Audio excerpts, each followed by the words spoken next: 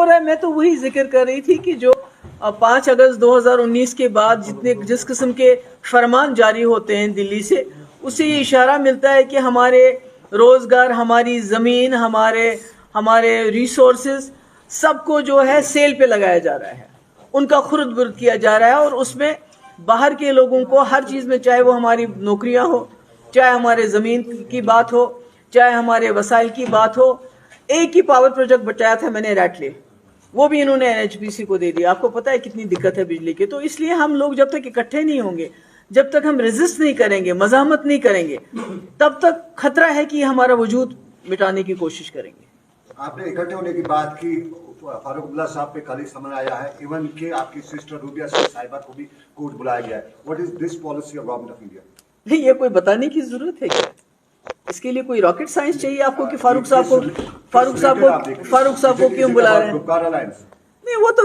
Natural سی بات ہے کہ اگر ان کو کسی چیز کا اس وقت خوف ہے، ڈر ہے گورنمنٹ آف انڈیا کو، تو وہ گپکار الائنس سے ڈرتے ہیں کہ اگر یہ لوگ اکٹھے ہو گئے تو پھر جو ان کا منصوبہ ہے، جو ان کا سینسٹر پلان ہے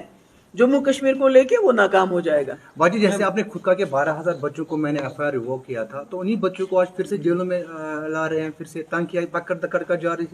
بالکل پکڑ دکڑ، جن کے ہم نے FIR واپس لیے تھے، آج ان کو، وہ تب شاید چھوٹے تھے، آج وہ 20-22 سال کے ہیں، بڑے لڑکے ہو گئے ہیں.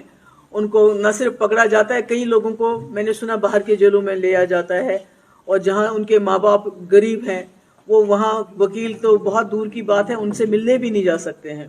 تو میں نے گورنر صاحب سے جب ہم ملے کشمیری پنڈتوں کے حوالے سے، تو میں نے ان سے یہ بات کہی، میں نے کہا جو آپ نے پالیسی اپنائی ہے جموں کشمیر میں کہ کوئی بات کرتا ہے اس کو پکڑ لیتے ہیں، بچہ ہو، بڑا ہو،